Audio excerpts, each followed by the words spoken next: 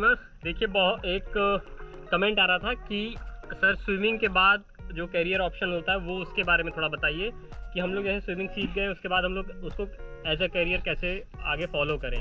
तो देखिए स्विमिंग मतलब अगर आपको एज ए करियर देखना है ना तो सबसे ज़्यादा इम्पॉर्टेंट पॉइंट है कि आप कहाँ तक किस लेवल तक आप पार्टिसिपेट किए हो। लेकिन जनरली क्या होता है, स्टेट तक तो आपको खेलना ही खेलना है, मतलब स्टेट में आपका पार्टिसिपेशन होना ही चाहिए। जैसे आपका स्टेट पार्टिसिपेशन हो जाता है उसके बाद आप कई ऑप्शन जा सकते हो, जैसे डिप्लोमा इन स्पोर्ट्स साइंस होता है NIS पटियाला, अगर आप उसको कर लोगे।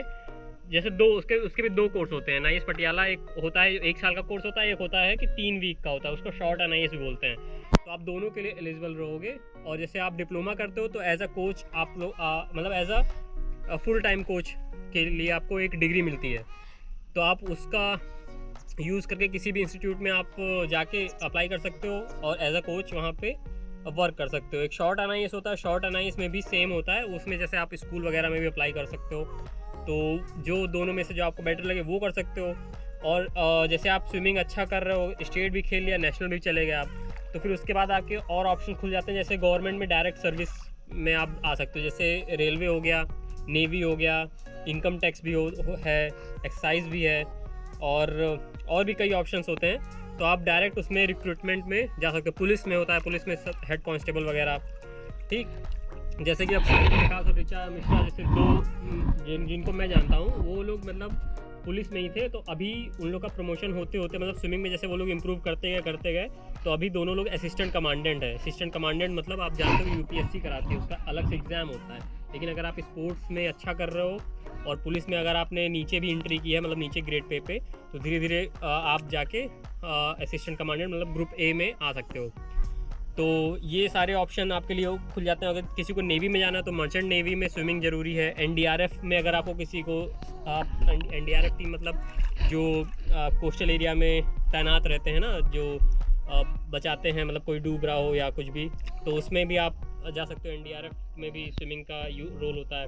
लाइफ गार्ड में भी रोल होता है। लाइफ गार्ड की आप ट्रेनिंग वगैरह ले सकते हो। लाइफ गार्ड की ट्रेनिंग लेने के लिए जैसे आप स्टेट खेल लो, स्टेट के बाद आपको सबसे बेस्ट होता है बंगाल में लाइफ सेविंग सोसाइटी करके एक इंस्टीट्यूट है, वो शायद 7 दिन का या 15 दिन का या मेरे ख्याल से 3 हफ्ते का वो कोर्स करवाती है। उसमें लाइफ गार्ड की सारी आपको टेक्निक बताएगी, तो उसके बाद आपको एक सर्टिफिकेट देगी।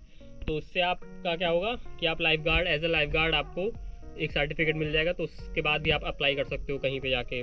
और गवर्नमेंट में भी कई सारी लाइफ गार्ड की जो वैकेंसी आती है उसमें भी आप अप्लाई कर सकते हो डायरेक्ट। तो ये सारी चीज़ हो गई।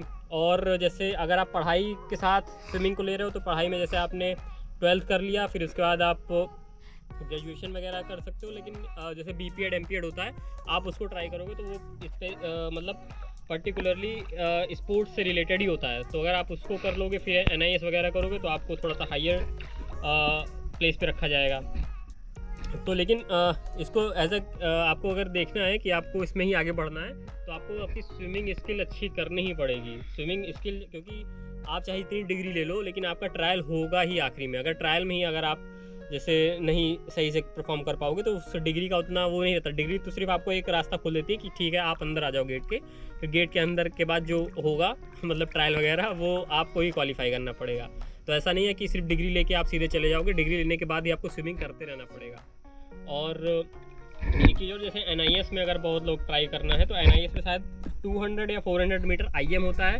IM में क्या होता है, चारों स्ट्रोक का कॉम्बिनेशन होता है। तो उसमें चारों स्ट्रोक आपका देख लिया जाता है कि आप किस तरह कर रहे हो। फिर इंड्योरेंस के लिए शायद 1500 मीटर की एक फ्री स्टाइल स्विमिंग होती है। तो अगर 1500 मीटर और 200 मीटर IM आप कर ले रहे हो तो आपका चांसेस है कि आप जाओगे, मतलब ट्रायल में जाके अच्छा परफॉर्म कर लोगे और NIS में भी आपको जगह मिल जाएगी।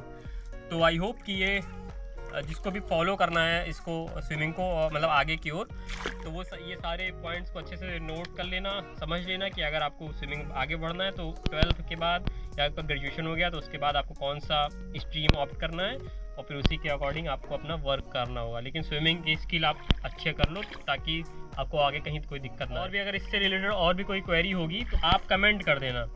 कमेंट कर दोगे तो फिर अगर जैसे कुछ पॉइंट्स अगर छूटे भी होंगे मेरे तो मैं उसको वहाँ पे भी आपको रिप्लाई करके बता दूंगा। और भी जितनी वीडियोज़ हैं, अगर आपको जैसे स्ट्रोक में कोई दिक्कत आ रही है तो उसमें भी आप कमेंट करके बता देना, ठीक है। स्ट्रोक वगैरह क्योंकि सारी वीडियोज़ हैं ही, मैं उसको रिफ़र कर दूँगा, आप उस वीडियो को भी देख लोगे।